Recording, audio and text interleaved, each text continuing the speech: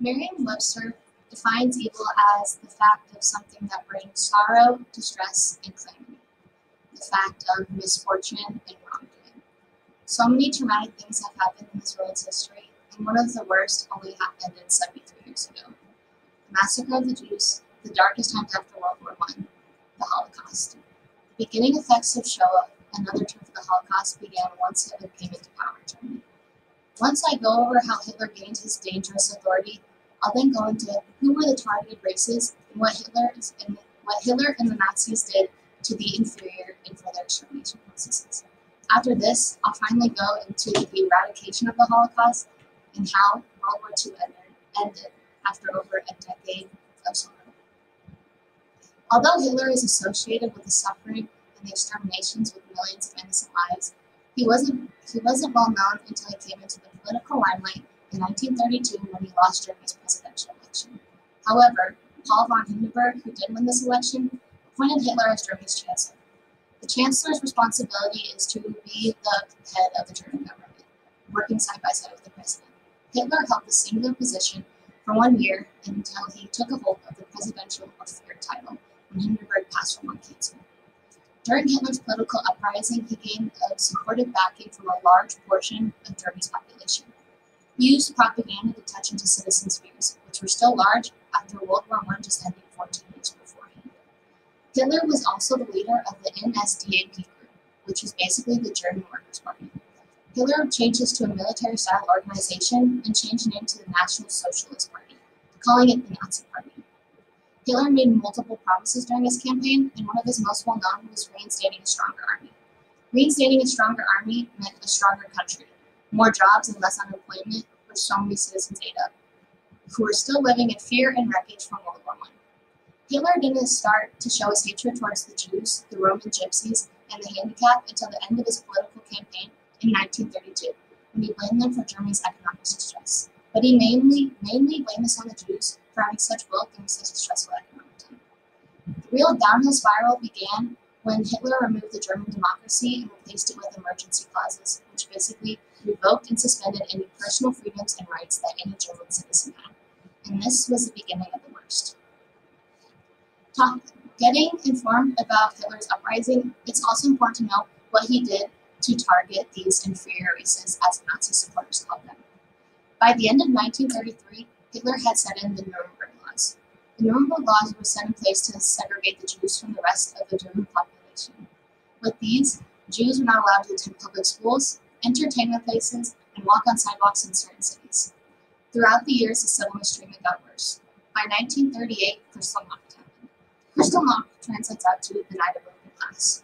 During this night, the Nazis destroyed the homes, the businesses, and the synagogues of anybody with Jewish religious beliefs or affiliations.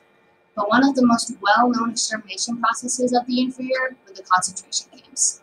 Although concentration camps were introduced to Germany by 1933 for anybody with any differing political views from the Nazis, a large portion of these inferior races were being sent there by 1938 after Hitler had invaded and conquered a large portion of Europe. Life in these concentration camps was unimaginable, and one of the worst parts was the constant fear for your life. The German forces and the Nazis working on these camps had multiple methods of extermination processes. Some of them were destruction through labor, starvation and disease, mass shootings in gas chambers, and scientific testing that can only be seen as torture. Some of the tests brought on these camps were sterilization and abortion methods tested on women, amputations, freezing tests, bone grafting experiments, and many more horrendous tests. This went on for almost a decade.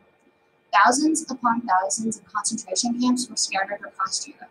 The largest was Auschwitz, with a death toll of 1.1 million.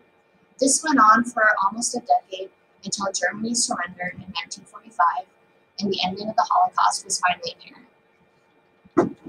By 1945, Hitler had invaded and conquered a large portion of Europe. However, his reign couldn't last forever, and the ending of the Holocaust was imminent. Hitler's strongest commanders and leaders started to pull away from his efforts, leaving him stranded with a withering rule. By April 1945, with nowhere left to turn, Hitler went into hiding and committed suicide. Not even a month after this, on May 8, 1945, Germany surrendered to the Allies. After their surrenderings, The Allies eradicated all concentration camps and were left with millions of refugees. In hopes to put the wrongdoers of this war on trial for their punishments, the Allies held the Nuremberg trials. With this, they took all war criminals and put them on trial and sentenced them to death or life in prison. The German government also had to pay back the survivors of the Holocaust. The German government saw this as a way to help them start new lives and expel their actions, like a form of apology. But no payments could ever take away the torture and the hurt that these inferior races had to go through during this decade. Sorrow, distress, and misfortune. So many words to describe the Holocaust, and most of these terms fall under evil. The Holocaust began when Hitler came into political power in 1932 by becoming Germany's chancellor. With this, he started his final solution. With his final solution, Hitler wanted to exterminate any race that he found inferior or a threat to his perfect German Aryan race. These were Roman Gypsies, the Jewish, and the handicapped. This went on for almost a decade with any extermination process possible, like concentration camps, mass murders, vandalization and destruction of property, and inhumane scientific testing. However, after over a decade of Hitler's reign, it finally came to an end when he went into hiding and committed suicide in April 1945, when all of his Nazi commanders pulled away from his efforts and he was left alone. Germany surrendered May 8, 1945, and the Allies finally eradicated and ended the Holocaust.